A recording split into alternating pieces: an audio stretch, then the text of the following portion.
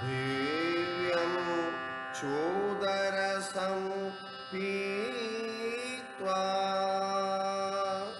Garvam Nayadi Kogilaga Peethva Kardamapaniyam Bhego Rada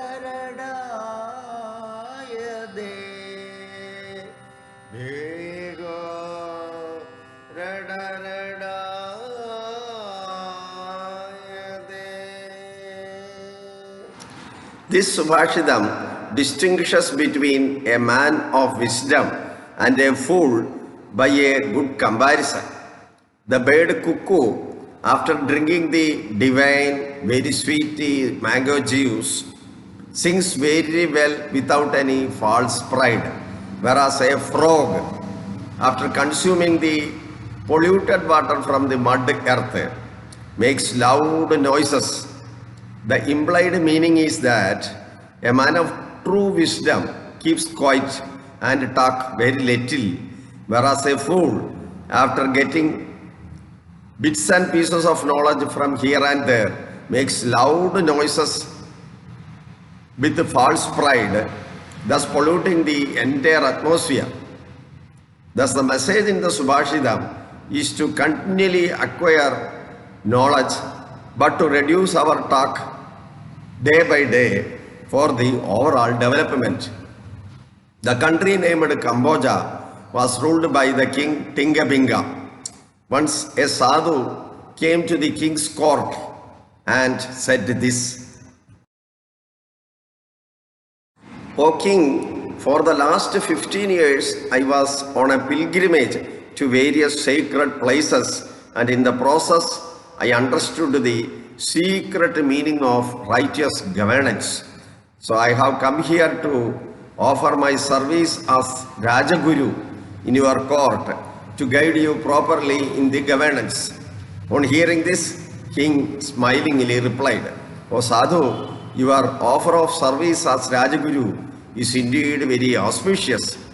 But before considering this, I request you to go back and study the Vedas once again and come back to me." On hearing this, anger arose in the mind of Sadhu, but he had no other option but to obey the king to get the coveted post. So he returned, studied all the Vedas once again, and after 1 year, he came back and stood before the king. King addressed him and said this: "O Sadhu, I suggest that you go to a secluded place and start reading the Vedic texts once again very diligently and come back to me." On hearing this, there was no limit to the anger that arose in the mind of the sadhu. But finding no other alternatives, he left the palace. He went to a river bank away from the crowd, sat down there, and deeply meditating the God in his heart, started reading the Vedic texts. Soon he started experiencing great joy in his mind. Even after a prolonged period, when the sadhu did not turn up to the court, king himself went to the bank of the river, prostrated before the sadhu, and requested him to decorate the Rajaguru's chair in his court.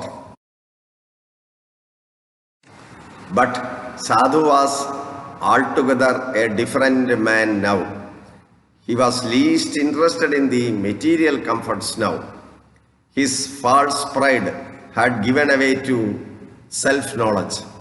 Hence Sadhu smilingly addressed the king as follows: "O king, righteous way of life is not to advise anybody, but instead to live up to it.